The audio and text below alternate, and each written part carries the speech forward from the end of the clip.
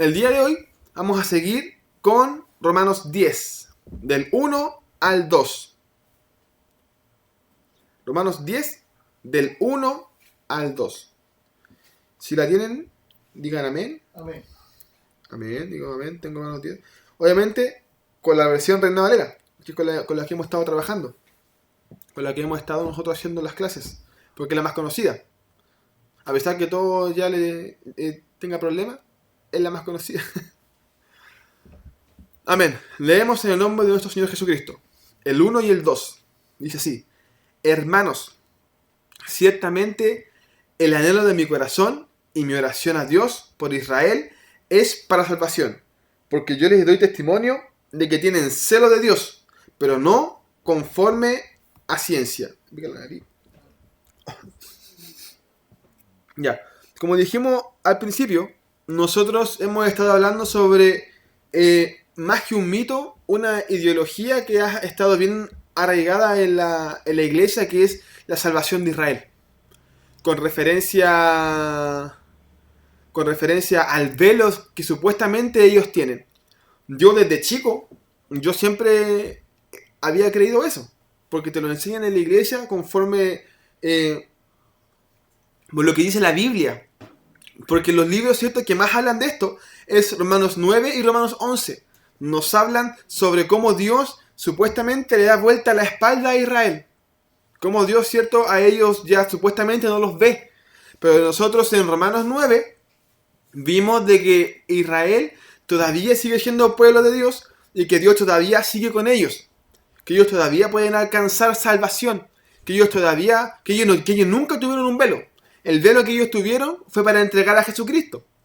Que nosotros vimos también que era muy importante de que cuando Dios endurece los corazones, no es porque sí, lo hace con un propósito, y el propósito siempre ha sido Jesucristo, ¿cierto? Entonces, como el propósito siempre ha sido Jesucristo, es lo que fue el momento por el cual ellos estuvieron este velo. Y nosotros hicimos esta referencia con Jacob y Esaú. No sé si ustedes se acuerdan lo que pasó con Jacob y Esaú, porque Dios tuvo que elegir a uno para bendecir al otro y viceversa. Entonces, llegamos, ¿cierto?, a esta conclusión de que realmente el pueblo de Israel no está cegado, no tiene un velo, sino que nosotros lo que ellos esperan es la promesa de su redención, que es algo totalmente diferente a la salvación. Ellos todavía pueden aceptar a Jesucristo, ellos todavía pueden arrepentirse, pero así como todo el mundo está cegado por el pecado, no por un velo, sino por el pecado. Y esto lo reafirma Pablo en el versículo 1. Romanos 10, 1. Dice, hermanos, ciertamente el anhelo de mi corazón y mi oración a Dios por Israel es para salvación. Dando a entender de que el pueblo de Israel todavía puede acceder a Jesucristo, a salvación. La oración de Pablo es para que Dios tenga misericordia de ellos y para que ellos se puedan volver a Dios. ¿Por qué?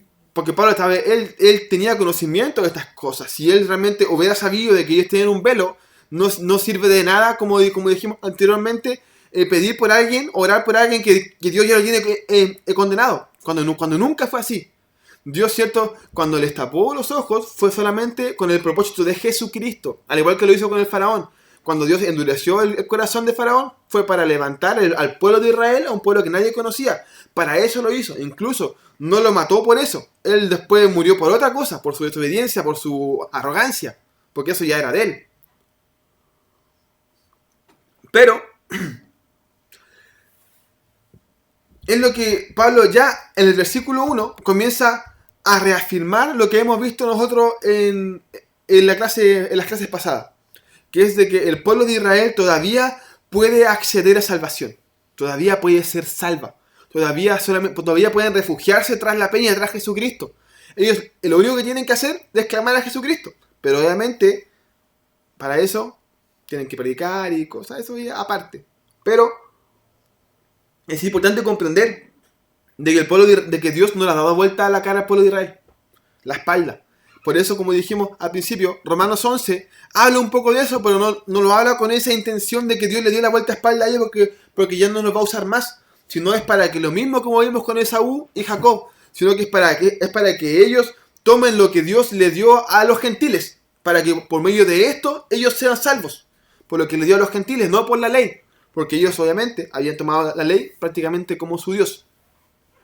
Después, el versículo 2 dice así: porque yo doy testimonio de que tienen celo de Dios. Cuando aquí referimos a la palabra celo, no hablamos de este celo malicioso que tiene el ser humano. Este celo de maldad, de hacer algo porque me lo hiciste, porque me engañaste, te lo voy a hacer. Hablamos de celo conforme a su creencia, conforme a fervor. ¿Se entiende? O sea, ellos tienen fervor por Dios. Y esto es algo que hasta el día de hoy el hombre no lo puede desmentir. Si ustedes ven hasta el día de hoy como son los judíos, como son los israelitas, ellos tienen un celo y son cerrados de mente, se podría decir, por Dios, por Elohim. Obviamente no quieren a Jesucristo, pero sí son cegados por Él. Incluso hasta cuando ellos se van de Israel, ellos siguen con sus mismas costumbres, sus mismos ritos. Su misma iglesia, su mismo Shabbat, su misma ceremonia, ellos eso no lo cambian. Aunque estén aquí en Chile, estén en Argentina, estén en países paganos, ellos van a seguir siendo judíos donde son y no se avergüenzan de eso. Porque es algo de su cultura, es algo que está arraigado en su corazón. Entonces nosotros, a nivel mundial, podemos ver de que el judío tiene celo de Dios. Tienen mucho celo de Dios, son capaces hasta de renegar en contra de su hijo, de matar a sus hijos, de matar a su familia por Dios, porque ellos son así, está en su cuerpo. Entonces, Pablo dice, yo doy testimonio de esto, y nosotros, por medio de la noticia, también podemos dar testimonio de esto, de que ellos son así, todavía, porque está en su cultura. Entonces, sigue así, dice, yo doy testimonio de que tienen celo de Dios, pero no conforme a ciencia. Todo creyente tiene este problema. La Reina Valera dice no conforme a ciencia. Este problema de la ciencia. No, cuando hablamos de ciencia, no hablamos de este estudio del saber, que es lo que ahora se conoce como ciencia, sino hablamos de otra definición de ciencia. Entonces, cuando Pablo dice de que él conoce su celo, pero tienen problemas de ciencia, esta palabra ciencia significa discernimiento. El problema del judío, el problema del israelita, el problema de todos nosotros, del gentil, es la falta de discernimiento. Discernimiento es hacer un juicio inteligente sobre algo bueno o malo. Eso se llama tener discernimiento, hacer un juicio crítico de algo. Entonces, en Israel, en los judíos, e incluso hasta en los gentiles, brota conocimiento, brota celo. Celo. Yo me acuerdo una vez cuando era más chico, estaba con un amigo y se pusieron unos testigos de Jehová a hablarle y empezaron a afirmar en contra de Jesucristo. Entonces mi amigo se enoja. Me dice, ¿por qué habláis así de mi Dios? La cuestión. Entonces después les entró bien, es que tengo celo de Dios. Él sí sentía que tenía celo del evangelio. Y eso lo hemos visto en muchos cristianos. De que se agarran con otro, o se agarran, o cuando uno tiene opiniones diferentes, discuten con tanto fervor como si me estáis ofendiendo a mi Dios. Pero le falta algo. Discernimiento. Tienen cualquier conocimiento, pero le falta juicio crítico. El mundo en general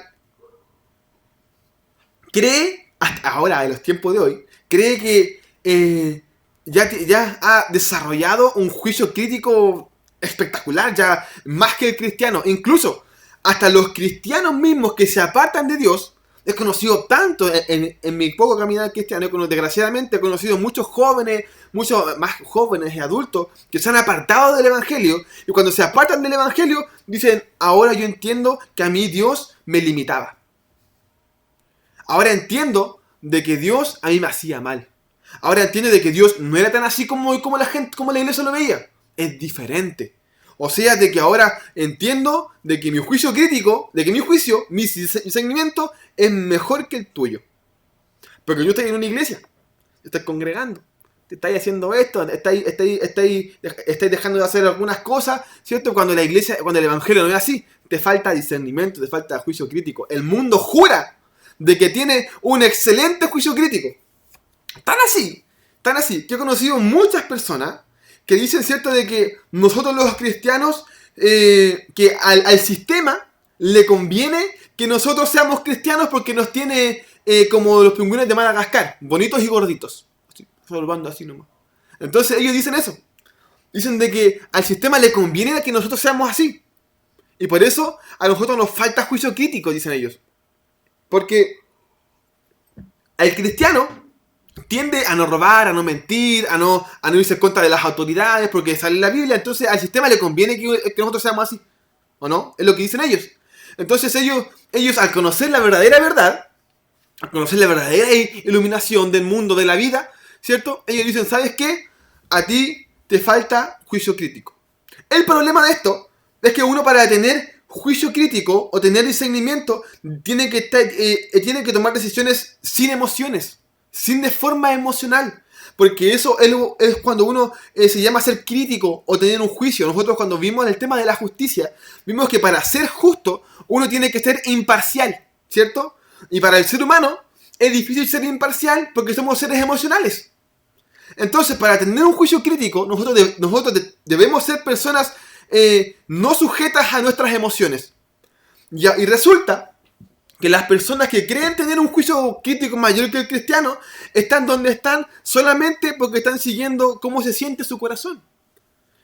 Porque, como lo dije muchas veces, si yo fuera por mí, yo no estaría aquí, ¿o no? Usted, me imagino, tampoco estaría en la cajita tomando once con su esposa o con su esposo, estarían allá disfrutando, estarían tomando, emborrachándose, algunos ya no estarían, algunos estarían por allá. Si fuera por ustedes, no lo harían.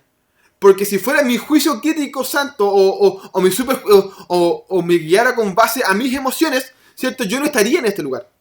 Porque uno lo hace, uno no está en este lugar porque uno lo sienta en la carne hacerlo, uno lo hace porque uno se lo dispone. Yo hace poquito, hablando mismo del tema, es como el tema de disponer. Yo me puse a predicar allá afuera, porque dije, ¿sabes qué? Me voy a predicar allá afuera, y tenía miedo de hacerlo. Porque mientras me venía de donde mi suegra caminando, yo decía, es que no me siento como para predicar. ¿Para qué lo voy a hacer si no me siento para hacer eso? Entonces, de repente, caía en este poco juicio crítico, discernimiento de ser humano. Porque si fuera por mí, yo no predico, yo no leo, yo no estudio, yo no oro, yo no soy bueno con mi familia, no soy bueno con mi hijo, no hago nada porque eso me hace sentir, es trabajo, ¿o no? Es trabajo emocional, es carga emocional. Entonces, para el hombre, ser crítico, para tener este discernimiento, tiene que dejar de lado sus emociones, tiene que dejar de lado lo que siente. Y para el judío esto es inaceptable. Porque reconocer a Jesucristo es reconocer que estoy haciendo las cosas mal. Reconocer a Jesucristo es irme en contra de mi cultura. Reconocer a Jesucristo es irme en contra de mi vida, de mi crianza completa. Entonces llega Pablo y le dice, ustedes tienen celo, tienen conocimiento, pero les falta su juicio crítico. Les falta dejar de lado sus emociones y entender que Jesucristo es real, que existió, que estuvo, ustedes lo vieron, ustedes vieron que hizo milagros, porque fue dentro de ese tiempo. Vieron que hizo milagros, vieron que caminó sobre las aguas, vieron que sanó enfermos, ustedes lo vieron. Necesitan tener discernimiento de lo que ustedes vieron, ser críticos sobre esto, y no guiarse por sus emociones. Porque es lo que hacemos nosotros como cristianos, y es lo que estaban haciendo ellos en este momento, y es lo que hace el mundo por esto. Porque nosotros, como lo vimos en la clase antes pasada, Jesucristo, como es una piedra de tropiezo, cuando nosotros chocamos con Él, nos hace ver vulnerables, y a nadie le gusta sentirse vulnerable, a nadie. Porque la vulnerabilidad se tomó como debilidad. Pero de repente pasa mucho en el matrimonio. Uno le cuesta asumir que el otro tiene la razón, o que el otro se equivocó, o que yo me equivoqué, porque nos hace sentir vulnerables, y el sentirme vulnerable es sentir juicio. ¿Viste? ¿A quién le gusta sentir eso? ¿Viste que tuve razón? A nadie le gusta, a mí me gusta. No sé si a ustedes les gusta, también, bacán por ustedes, pero a nadie le gusta sentirse vulnerable, porque uno dice, me van a sacar en cara el resto del día. ¿Viste, no? ¿Viste que yo tenía razón? Entonces, para el judío y para el creyente, tener ciencia tener pensamiento conforme a ciencia, conforme a discernimiento, es darme cuenta que estoy haciendo las cosas mal. Y para el judío, eso era inaceptable. Por medio del Evangelio, nosotros vamos aprendiendo algo muy importante, que que la iglesia se ha ido en extremos.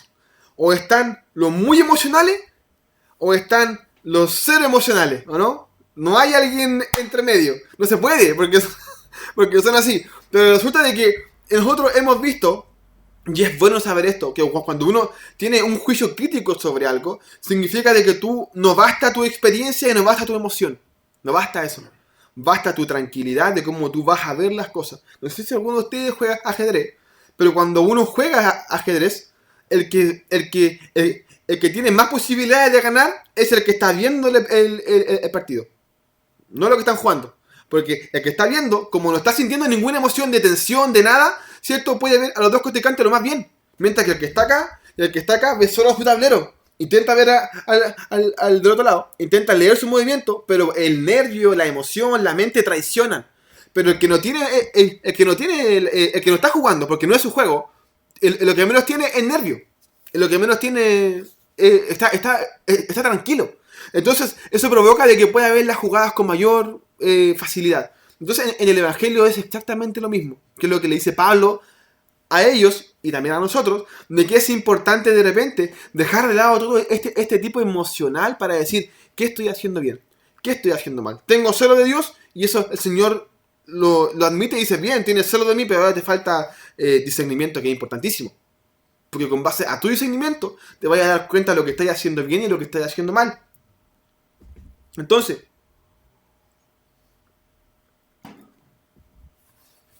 esta palabra de conforme a ciencia o discernimiento, como lo hemos visto, es asumir y comprender de que Jesucristo es tu mejor opción y lo único de tu vida. Porque es lo que ellos quieren que entiendan. Es lo que Pablo quiere que ellos entiendan. Por eso dice, yo oro por Israel para que sea salvo y para que ellos entiendan de que en Jesucristo pueden tener salvación y pueden estar bien como pueblo, pueden estar bien como personas.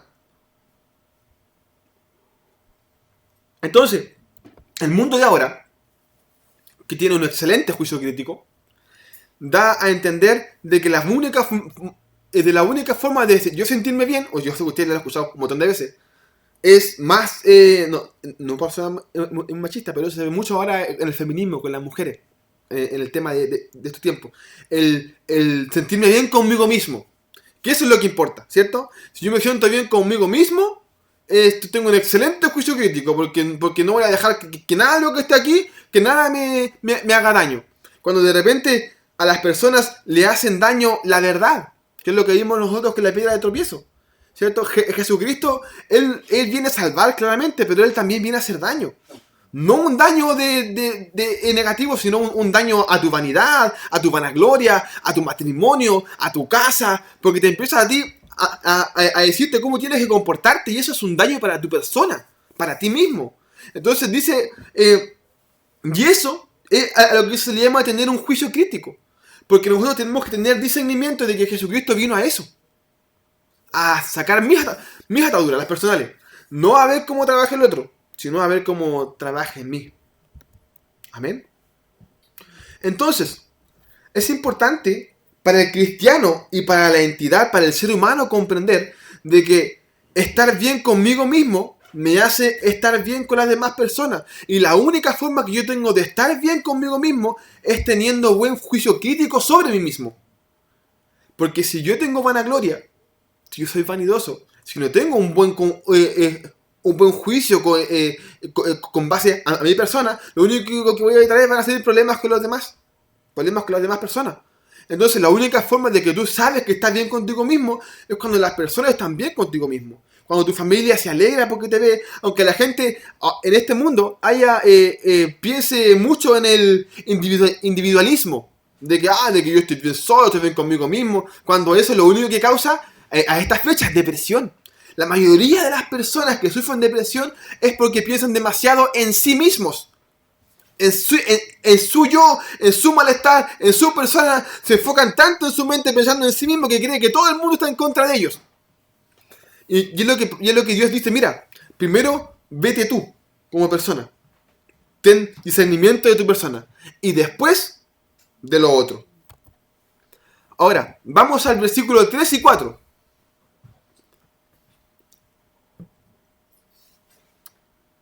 Dice, ¿lo tienen?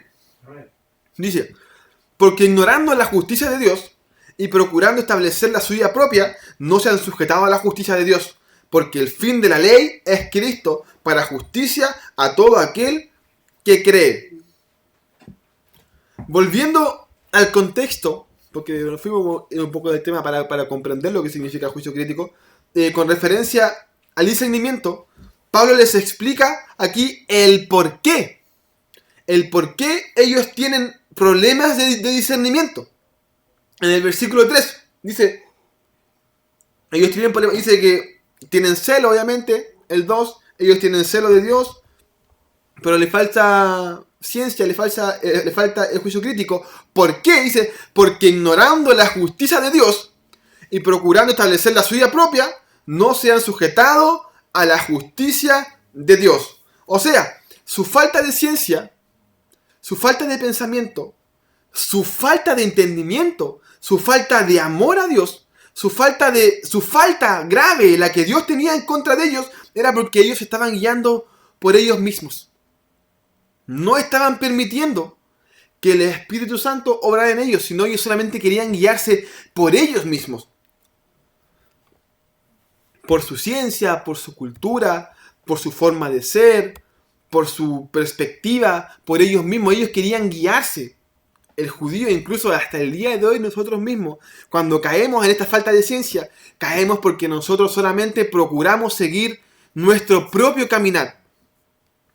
La versión NTV del versículo 3 dice así: pues no entienden la forma en que Dios hace justa a las personas ante Él. Se niegan a aceptar el modo de Dios y en cambio se aferran a su propio modo de hacerse justos ante Él, tratando de cumplir la ley. O sea, de que el judío, incluso también nosotros, pero más el judío porque aquí se habla directamente de ellos de forma contextual, el judío quería buscar a Dios, su pensamiento, su forma de agradar a Dios era conforme a la ley. Yo cuando leía esto, no sé si ustedes se pueden notar de la acusación que está haciendo Pablo. De que no sé si ustedes se pueden dar cuenta del tipo de acusación que tiene Pablo. Pablo está acusando al judío de que las cosas que son buenas para Dios es lo que ellos están haciendo mal.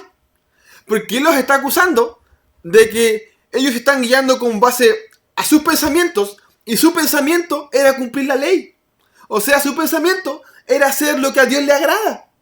Entonces, no sé si se puede notar este pensamiento de juicio. Porque si nosotros nos vemos a nosotros mismos, ¿cierto? Nuestra forma de ser. Nosotros cuando caminamos como cristianos o queremos caminar con nuestra forma de pensar, pensando puras tonteras. Ejemplo, no, es que Dios me habla a mí, no, es que si no me congrego soy mejor, es que si no aguanto soy mejor, es que Dios sabe cuando tengo que pedir perdón. Nuestras justificaciones son muy absurdas, son muy mundanas, pero la del judío no. La justificación del judío era la ley.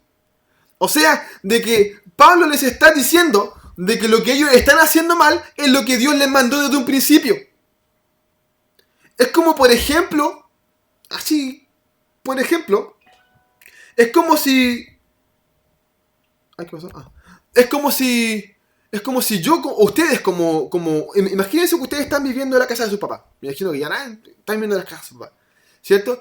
Y ustedes saben y comprenden de que cuando sus papás salen de trabajar, tienen que tener todo limpio, ¿cierto?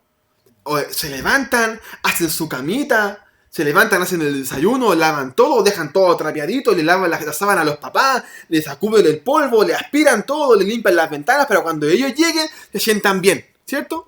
Eso, si uno lo hace, eso es agradable para el papá, uno cree que eso es agradable para el papá. Entonces llega tu hermano y te dice, ¿sabes qué? Lo que tú estás haciendo a mi papá no le agrada. ¿Pero cómo? Si mi papá me dice a mí de que quiere tener la casa ordenada, la casa limpia, y tú me estás diciendo que eso no le agrada, no le agrada eso. Entonces, imagínense la confusión que tenía el judío en este momento. Pablo le está diciendo, ustedes tienen celo de Dios, ustedes aman a Dios, y el único problema que ustedes tienen es hacer las cosas como Dios se las pidió, conforme a la ley, con las tablas de Moisés. Entonces ellos decían, ¿qué es una explicación? ¿Por qué me estáis cuestionando algo en lo cual Dios me está diciendo que yo actúo de esta forma? Es como el joven rico, ¿cierto? El joven rico, cuando vemos la circunstancia, como él se antepone delante de Dios, ¿cierto? Delante de Jesucristo, él cumplía la ley y se sentía bien consigo mismo. Y tan así que Jesucristo también se agrada de él. Pero le faltaba una cosa, que es lo que también le faltaba a ellos: el juicio crítico. El comprender, ¿cierto?, de lo que habían visto, de lo que habían experimentado de Jesucristo. Algo tan simple como eso. O sea, con el cristiano pasa lo mismo al día de hoy. Imagínense cuando nosotros vimos el tema de la salvación, vimos el tema de la justificación, y comenzamos a hablar de que nada de que nosotros hagamos nos salva. Entonces, ¿de qué me ha servido toda mi vida? Para la salvación, nada. Entonces, para la salvación no sirve nada. Porque de nada te sirve orar, de nada te sirve ir a la iglesia, de nada te sirve hacer esto, otro, si Jesucristo no está en tu corazón. No sirve de nada. No te sirve de nada si en ti no hay juicio crítico, no sirve de nada. Porque el juicio crítico, como dijimos, te ayuda a comprender lo que Dios quiere para ti. Y lo que Dios quiere para ti es que tú choques constantemente con esta piedra. Porque tenemos un montón de fallas, po. Chocamos. Y eso es lo que Él quiere. Que estemos amortillados, ¿cierto? Porque queriendo sacar todas las cosas, todas las impurezas que tenemos en nuestro cuerpo, totalmente para agradar a Dios. Entonces, por eso Pablo, en el capítulo 8, dice esta palabra tan importante que es la que hasta el día de hoy, tanto el judío como el gentil no entiende. Que no es del que corre. ¿De quién es? De quien Dios tiene misericordia.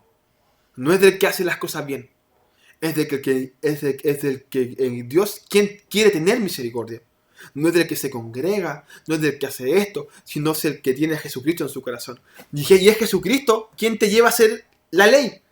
Tú no puedes a cumplir la ley sin Jesucristo. Es Jesucristo quien te lleva a hacer lo correcto.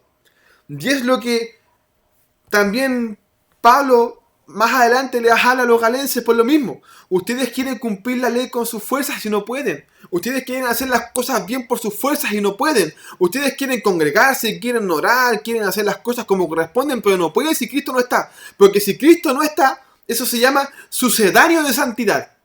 La santidad se ve con Jesucristo. Sin Jesucristo no hay santidad. Y ahora uno dice, ¿cómo sé si está Jesucristo en mi corazón? Es simple. ¿Tienes ganas de orar? No está. ¿Tienes ganas de hacer esto? No, bueno, entonces no está. Porque cuando Jesucristo está en tu corazón, ¿cierto? Aunque tú no tengas ganas, lo hacía igual. Como yo le comentaba recién, yo cuando quería predicar afuera. Y yo decía, tenía miedo, tenía vergüenza. Entonces yo decía, voy a estar solo. Ojalá llegue el Javier, decía yo. para que sea como Aarón y me levante la mano al menos. Ojalá sea alguien que esté ahí al menos. Entonces yo mientras me pasé, fue chistoso para mí. Yo ahora que lo veo, para mí fue chistoso. Porque estaba con el parlante, salía, entraba, salía, entraba. Lo prendía y decía, aló, y entraba. Entonces estaba así y decía, oye, ¿por qué? Yo estaba aquí parado y decía, ¿por qué me da tanto miedo? Si he predicado un montón de veces, ¿por qué? Entonces yo le decía, ¿sabes qué? No lo voy a hacer. Y cuando estaba aquí no lo voy a hacer, el Señor me dijo que si no lo voy a hacer te voy a sentir mal. Claro que sí, pues. Si no lo hacía, iba a estar en mi casa y iba a estar llorando y digo, Señor, ¿por qué fui tan desobediente? Eso no va porque uno sea más santo o no más santo, sino cuando Jesucristo está en tu corazón, te lleva a hacer eso. Por ejemplo, pasa lo mismo con la oración. Tú te das cuenta cuando estás fallando, cuando estás dejando de orar. Cuando tú dejas de orar un día, 2 días y dices, oye, ¿sabes qué? No he orado. Y no lo haces para sentirte más santo. Lo haces porque quieres tener comunión. Lo haces porque tú sabes que la única forma de no caer es comiendo esta comida espiritual. Yo estoy consciente, estamos conscientes que si dejamos de orar y dejamos de leer, va a venir el viejo hombre y ¡pam! Vamos a caer otra vez. La única forma de mantenerlo en esta carrera de salvación, ¿cómo es? perseverando. Amén. Entonces, llega Pablo, y este tema nosotros lo hemos visto un montón de veces, ¿cierto? Prácticamente casi todo romano hemos hablado de las obras. Porque más adelante, ya en el 13, Pablo comienza a hablar de las obras. Pero entonces es importante que el judío y que nosotros comprendamos de que no importa lo que hagas, si no está Jesucristo, no eres salvo. No importa cuánto corras. No importa si te desvelas a las 3, 4, 5 de la mañana, si le predicas a tus compañeros en el trabajo, si le predicas a la gente de afuera, si vas a predicar en la esquina. Si Jesucristo no está, no sirve de nada. Amén. Porque no importa del que corre. No importa del que tiene más fuerza. Importa de quien Dios quiere tener misericordia. De Él es el que importa. Entonces, Pablo quiere que comprenda que Dios quiere que nosotros comprendamos algo muy importante. Que la única forma en la que nosotros podemos ser justos es por medio de Jesucristo. El versículo 4 dice así: porque el fin de la ley es Cristo, para justicia de todo aquel que cree. La versión NTV dice así, el versículo 4, esta es otra versión, dice: sin embargo, Cristo ya cumplió el propósito por el cual se entregó la ley. Como resultado, todos los que creen en Él son hechos justos a los ojos de Dios. ¿Qué significa esto? Que lo hemos visto en todas estas clases. Que la única forma que nosotros podemos ser justos delante de Dios. ¿Qué significa ser justo? Ser imparcial. ¿Qué significa ser imparcial? Tener juicio crítico. ¿Qué significa tener juicio crítico? Pensar en ti mismo, en las cosas que estás haciendo bien. La única forma que nosotros podemos ser justos, ¿cierto? Es, primeramente, no solos, como dice aquí el versículo. La ley, las ordenanzas de Dios, nunca fueron para que nosotros las cumpliésemos. ¿Para qué fue? Para que la cumpliese uno. Como dijo una vez mi hermano Javier, ¿cierto? De que la única petición de Dios era ser perfecto. ¿No es cierto? Cuando Dios habla con Abraham y le dice, anda delante de mí y sé perfecto. Y nosotros comprendimos que no le habla a Abraham, le habla a Jesucristo. Porque Abraham no podía ser perfecto porque era simiente de hombre. Entonces, anda delante de mí y sé perfecto y cumple mis ordenanzas. ¿Y quién fue perfecto?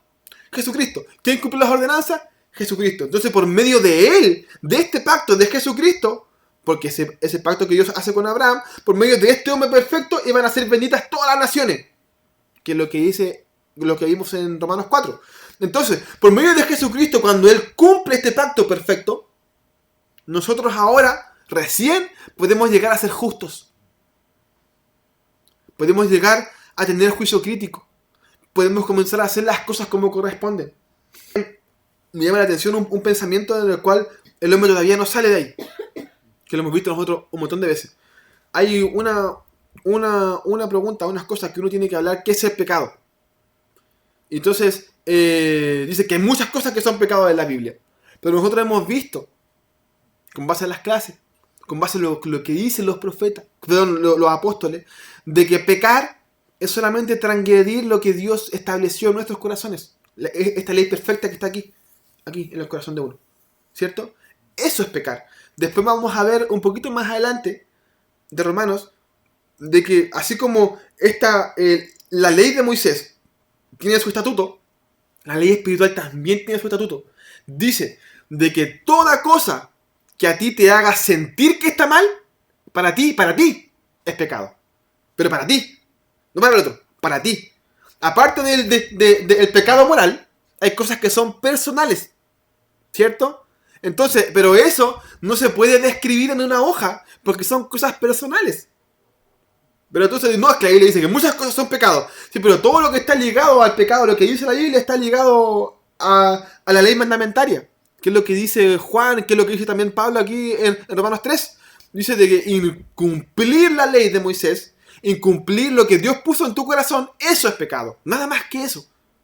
Entonces, por medio de Jesucristo, nosotros podemos estar limpios y caminar limpios delante de Él. Hasta el día de hoy, estoy seguro, mi hermano, que hasta el día de hoy, Si usted se acerca con un cristiano, incluso con un pastor, con alguien, y le dice, ¿sabes qué? Yo no peco. Te dice, ¡oh, mentiroso! ¿Por qué? Porque ayer, no sé, todos pecamos, porque Juan dice de que el que no peca es mentiroso. Pero lee bien el versículo primero y después... Pero nos vamos a eso. Vamos, ¿cierto? De que por medio de Jesucristo nosotros podemos dejar de pecar. Que es lo perfecto de esto del Evangelio. Por medio de Jesucristo nosotros podemos cumplir esta ley perfecta que Dios puso en nuestros corazones. Y es lo que el hombre quiere, y es lo que Pablo quiere que el ser humano y el hombre entienda. Sin Jesucristo tú no puedes ser santo. Y nosotros podemos ser santos acá. No solamente ahí arriba. Acá también podemos serlo. Porque por eso vimos todo Romanos 8, lo que significa andar en el Espíritu. Pensar en las cosas de Dios. Obviamente vamos a caer, vamos a pecar, pero para eso tenemos a Jesucristo. Para que nosotros nos arrodillemos y diga, Señor, perdónanos y volvemos a ser santos de nuevo. Amén. Pablo está hablando de la ley, ¿cierto? De cómo es importante para nosotros como cristianos tener un juicio crítico sobre nosotros. ¿Por qué? Porque la ciencia, el conocimiento, el celo de Dios no sirve de nada si no tenemos discernimiento. ¿Y qué es discernimiento? Tener un juicio crítico sobre lo que estamos haciendo. ¿Y qué nos ayuda a nosotros a tener juicio crítico? La Biblia. Amén. Porque la Biblia es la que nos dice a nosotros lo que tenemos que hacer, cómo no tenemos que hacerlo y cómo nosotros vernos en este espejo perfecto que es la profeta mayor, como le dicen algunos, que es la palabra de Dios. Amén. Oremos.